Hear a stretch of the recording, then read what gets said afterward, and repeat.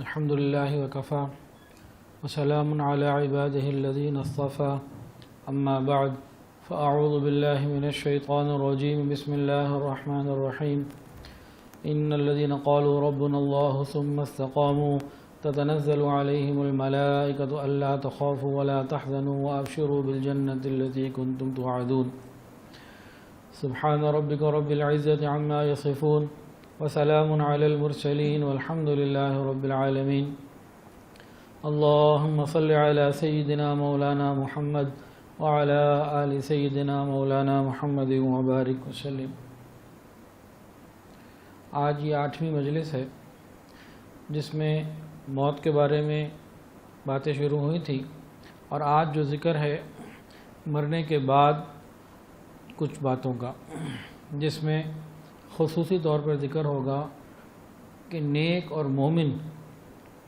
مومن کا جب انتقال ہوتا ہے تو قبر میں اس کے ساتھ کیا معاملہ ہوتا ہے۔ تاہم اس سے پہلے ایک حدیث یہ بھی ہے،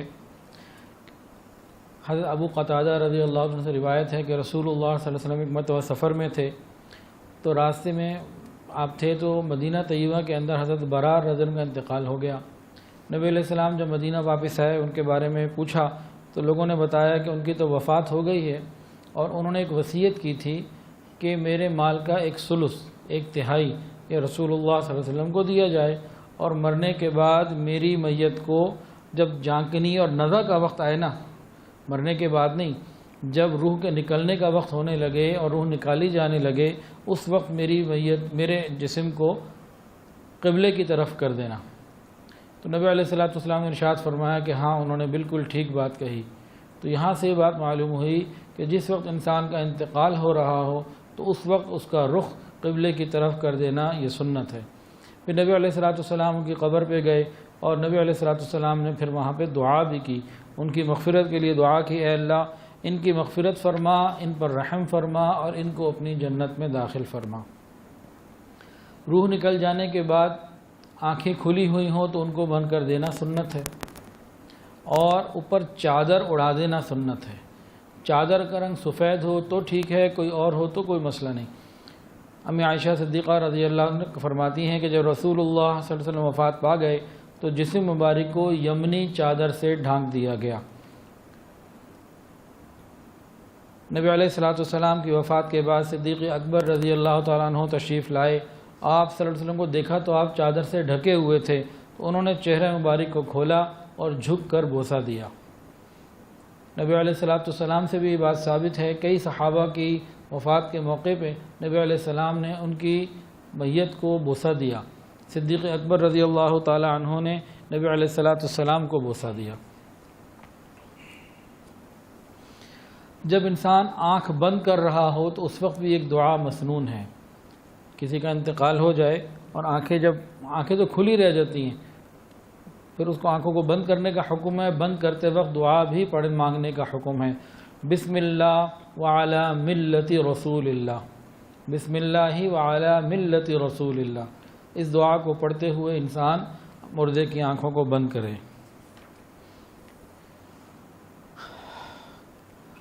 اب نیک لوگوں کے ساتھ قبر میں کیا انعامات ہوتے ہیں، اللہ تعالی ہمیں نیکی والی زندگی عطا فرمائے، اور یہ جو انعامات ابھی پڑھ کے سنائے جائیں گے یہ بھی عطا فرمائے، ان سے زیادہ عطا فرمائے۔ جتنے بھی انعامات ہیں بتائے گئے ہیں، یہ حقیقت میں اس سے زیادہ ہونے والے ہیں، تھوڑے سے بتا دیے گئے ہیں کہ آخرت کی تو جو نعمتیں ہیں وہ تو دنیا میں انسان سمجھ ہی نہیں سکتا۔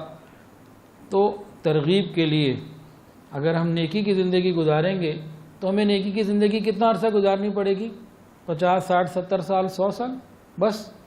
اس کے بعد قبر کی زندگی ہے، وہ کب تک ہے؟ قیامت کی صبح تک ہے۔ اتنی لمبی وہ زندگی ہے، تو وہ لمبا ٹائم ہمارا ڈیپینڈ کرتا ہے اس چھوٹی سی زندگی کے اوپر۔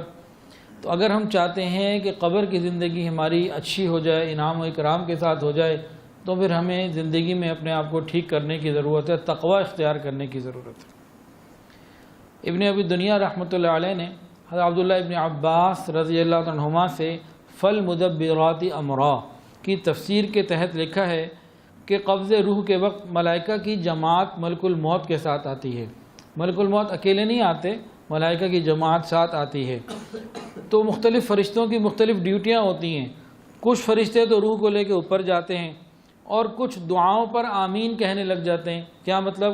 جو ارد گرد لوگ دعا کر رہے ہوتے ہیں وہ اس پر آمین آمین کہہ رہے ہوتے ہیں، اور کچھ فرشتے میت کے لیے استغفار میں لگ جاتے ہیں. اور فرمایا کہ یہاں تک کہ اس میت پر رحمت نازل ہونے لگتی ہے اور وہ فرشتے قبر میں اتارنے تک پروٹوکول کے لیے ساتھ رہتے ہیں. یہ معاملہ ہوتا ہے.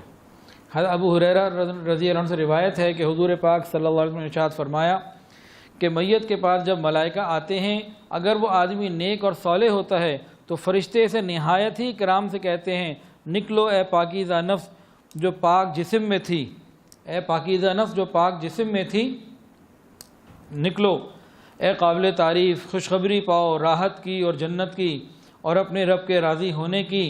اور اس کے اوپر شدت نہیں کی جاتی، مارا پیٹا نہیں جاتا جیسے کہ کافر اور گناہ گار کو مارا پیٹا جاتا ہے، یہاں تک کہ وہ روح نکل جاتی ہے.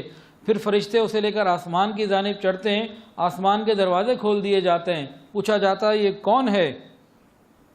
تو جواب دیا جاتا ہے یہ فلاں نیک شخص ہے.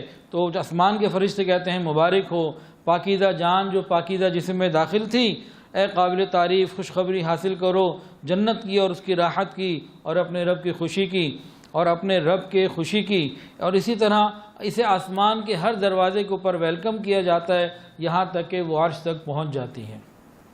اور ایک اور حدیث کے اندر آتا ہے، حضرت ابو ہریرہ رضی اللہ عنہ سے مروی ہے کہ حضور پاک صلی اللہ علیہ وسلم نے ارشاد فرمایا کہ جب نیک مومن بندے کی موت کا وقت ہوتا ہے تو رحمت کے فرشتے سفید ریشمی لباس لے کر آتے ہیں اور کہتے ہیں نکل جاؤ اے نفس خوشی خوشی اللہ کی راحت اور جنت کی جانب، خوش و خرم اپنے رب کی جانب.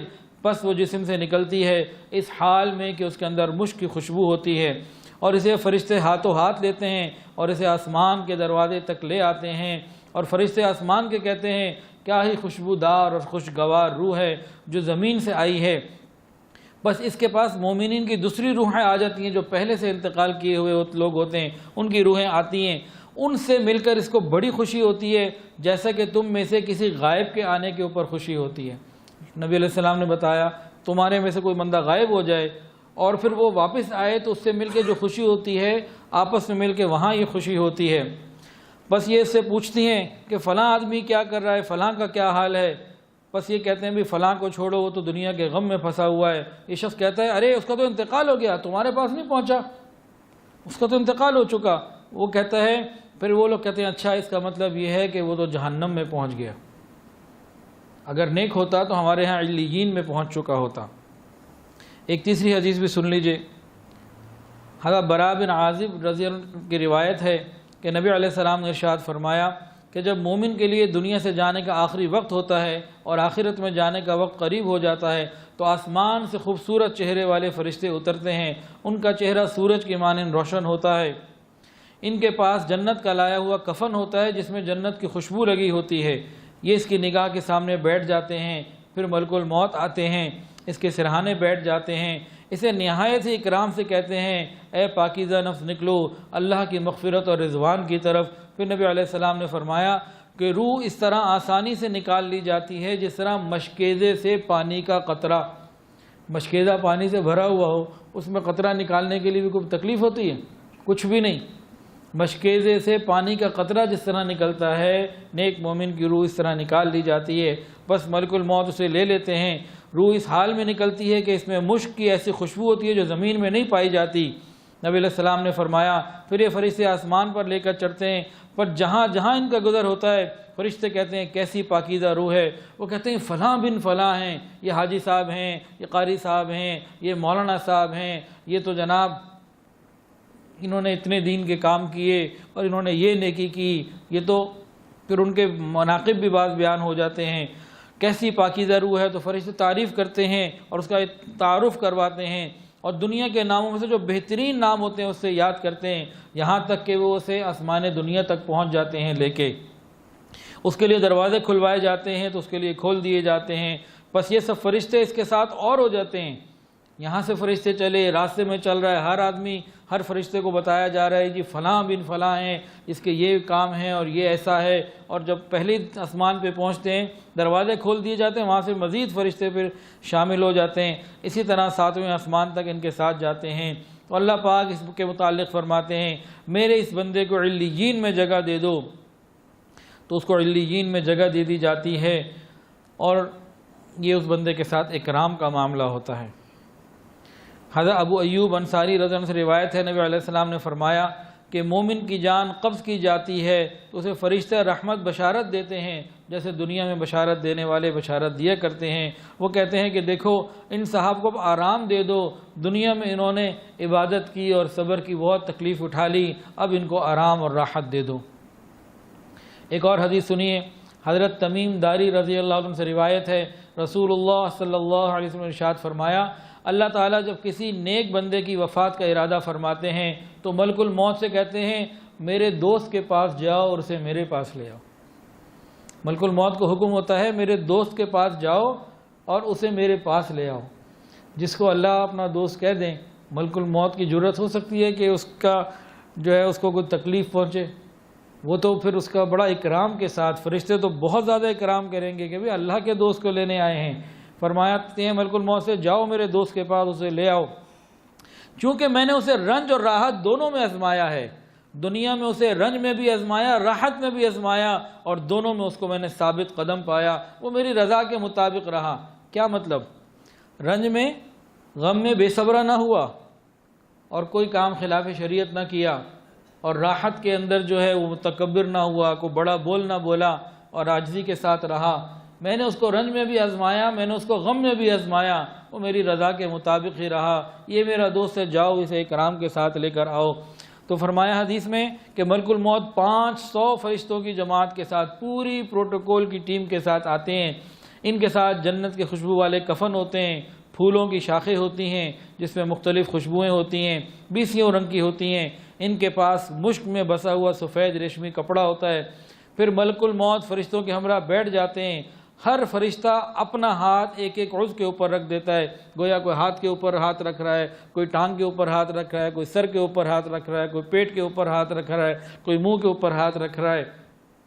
تو ہر فرشتہ اپنا ہاتھ ایک اس کے اوپر رکھ لیتا ہے، اور مشک میں بسے ہوئے اس ریشم کو اس کی تھوڑی کے نیچے بچھا دیا جاتا ہے، اور ایک دروازہ جنت کی طرف کھول دیا جاتا ہے۔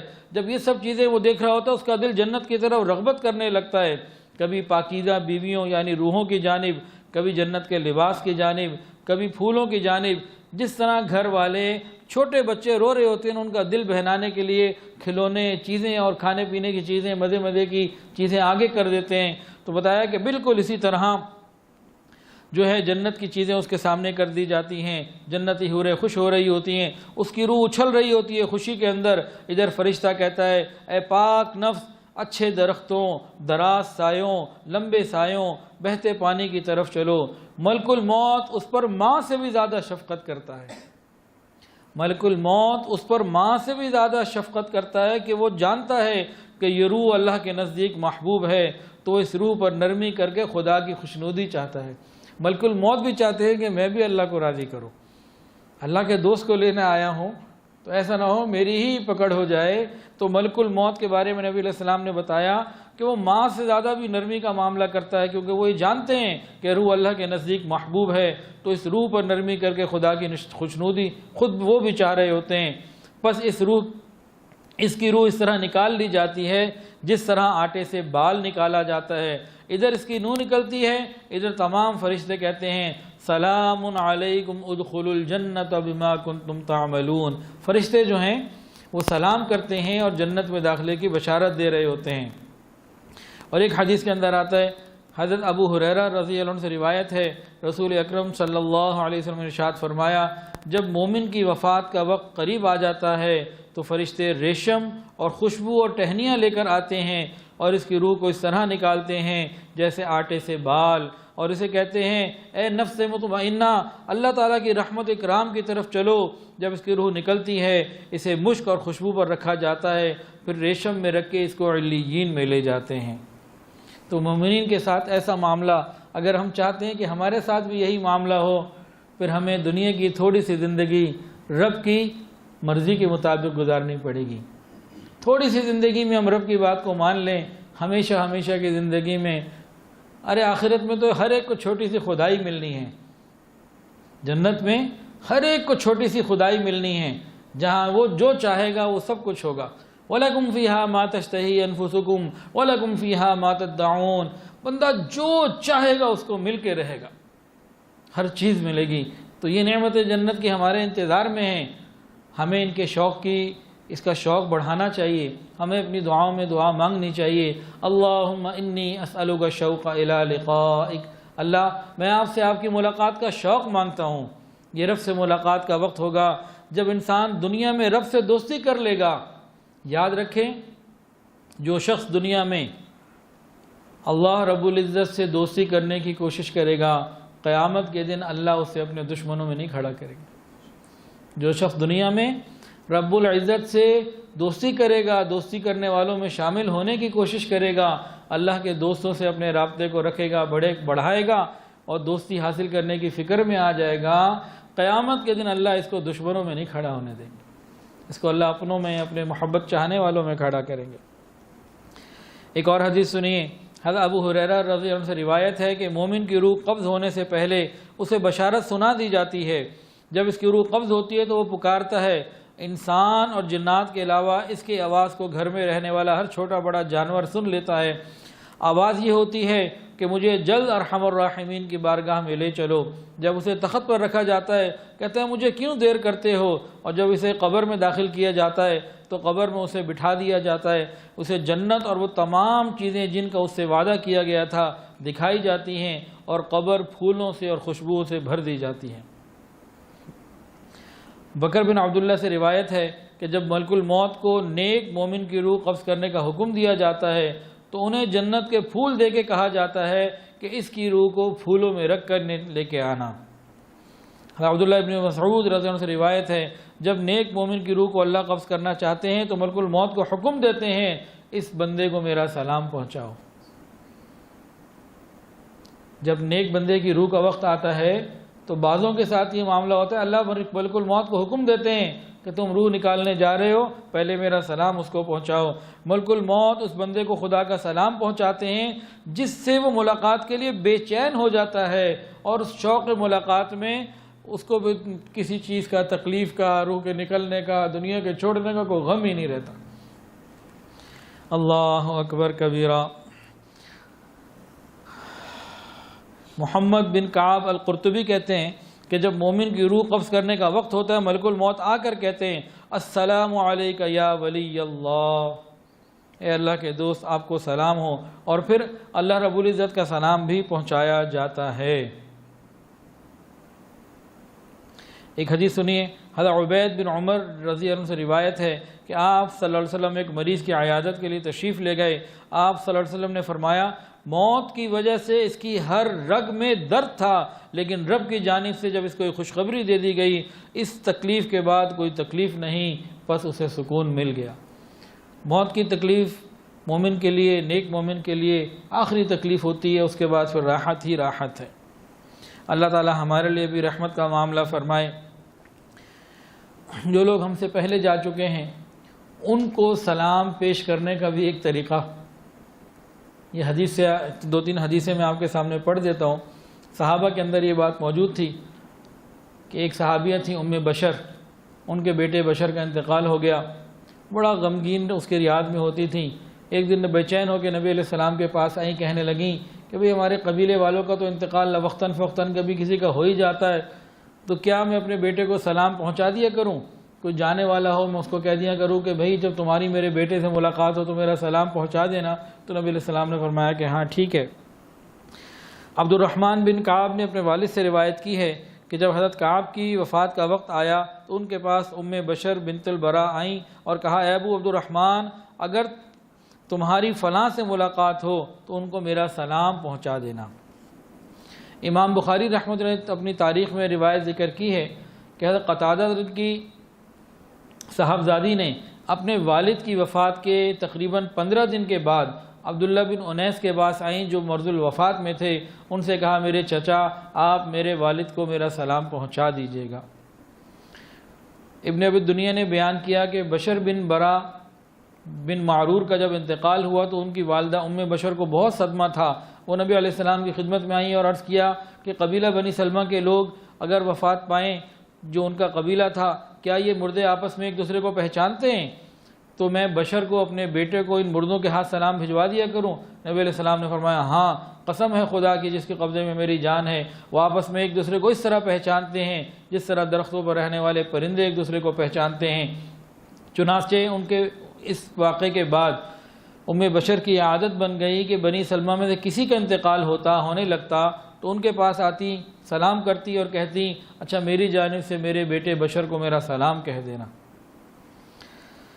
اللہ اکبر کبیرہ. اللہ تعالی ہمیں آخرت کا یقین عطا فرمائے, اس کی تیاری عطا فرمائے. اصل میں جس کا یقین جتنا زیادہ مضبوط ہوگا اس کی تیاری اتنی زیادہ بہتر ہوگی. یہ آخرت کا ذکر, یہ موت کا ذکر, یہ قبر کا ذکر, یہ ہمارے یقین کو بھی مضبوط کرے گا اور ہمارے راستے کو بھی ٹھیک کرے گا. ہمارے راستے میں جنت میں داخل ہونے میں رکاوٹ کیا ہے؟ فقط گناہ ہیں. جب انسان موت کو کثرت سے یاد کرے گا تو خود بخود گناہ زندگی سے نکلتے چلے جائیں گے. جب گناہ نکل گئے تو مرتے ہی جنت ہے. اللہ تعالی ہمیں گناہوں سے پاک زندگی گزارنے کی توفیق عطا فرمائے. وآخر دعوانا ان الحمدللہ رب العالمین. دعا کر لیں. الحمدللہ رب العالمین, الحمدللہ رب العالمین, وصلی اللہ علی النبی الامی الکریم. ربنا ظلمنا انفسنا وان لم تغفر لنا وترحمنا لنکونن من الخاسرین. اللہ ہم آپ کے عاجز مسکین بندے ہیں. اللہ ظاہر میں بندے, حقیقت میں نہایتی گندے ہیں. یا اللہ ہمارے دلوں کی گندگیوں کو دور فرما, ہمارے سینوں کو اپنے نور سے منور فرما, ہمارے دلوں کو اپنی یاد سے آباد فرما. اللہ سینوں کو اپنی محبت سے لبریز فرما, خطاؤں سے درگزر فرما, عیبوں کی پردہ پوشی فرما. اللہ اپنی رحمتوں کی پشت پناہی نصیب فرما. رب کریم سر کے بالوں سے لے کر پاؤں کے ناخنوں تک نیکی تقوی عطا فرما. حیا اور پاک دامنی والی زندگی عطا فرما. بے حیائی سے محفوظ فرما.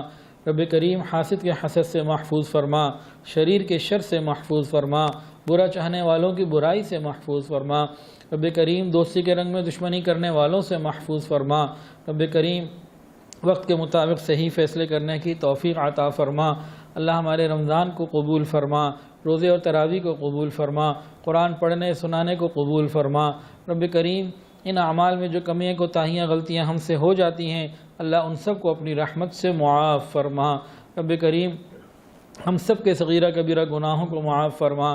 اللہ جو صاحب اولاد ہیں ان کی اولادوں کو نیک وکار فرما, والدین کی آنکھوں کی ٹھنڈک بنا, متقیوں کا امام بنا. اللہ اولاد کی خوشیاں عطا فرما, اولاد کے غموں سے محفوظ فرما. اللہم انا نسألک الشوق الى لقائک ولذت النظر الى وجہک الکریم. اللہ ہم آپ سے آپ کی ملاقات کا شوق مانگتے ہیں. اللہ ہمیں اپنی ملاقات کا شوق عطا فرما اور اپنے کریم چہرے کے دیکھنے کی لذت ہمیں عطا فرما. اللہ جب موت کے وقت روح نکالنے کے لیے فرشتے آئیں اللہ اس وقت ہماری زبان سے کلمہ جاری فرما دینا. اللہ ہماری موت کو ہمارے لیے تحفہ بنا کے بھیجیے گا. اللہ موت کے وقت استقامت عطا فرمانا, قبر اور قیامت کے دن عزت عطا فرمانا. رب کریم ہم پر رحمت کی نظر فرما. یا الہ العالمین بہت سارے لوگوں نے دعاؤں کے لیے کہا اور جو کہنا چاہتے تھے نہیں کہہ پائے, اور وہ لوگ جن کا حق ہے کہ ان کے لیے دعائیں کرتے رہا کریں. رب کریم سب کے لیے خیر کے فیصلے فرما. رب کریم ہم پر رحمت کی نظر فرما. یا الہ العالمین ہمارے ادارے الکہف ایجوکیشنل ٹرسٹ کو قبول فرما, اس کی تمام ضروریات اپنے غیب کے خزانوں سے پوری فرما. صلی اللہ تعالی علی خیر خلقی سیدنا مولانا محمد وعلی آلہ واصحابہ واہل بیت اجمعین. آمین یا رب العالمین. آمین برحمتک یا ارحم. ویڈیو کے نیچے سبسکرائب کے بٹن پہ کلک کریں, بیل کے آئیکن پہ کلک کیجئے تاکہ ہر نئی ویڈیو کی نوٹیفیکیشن آپ کو مل جائے.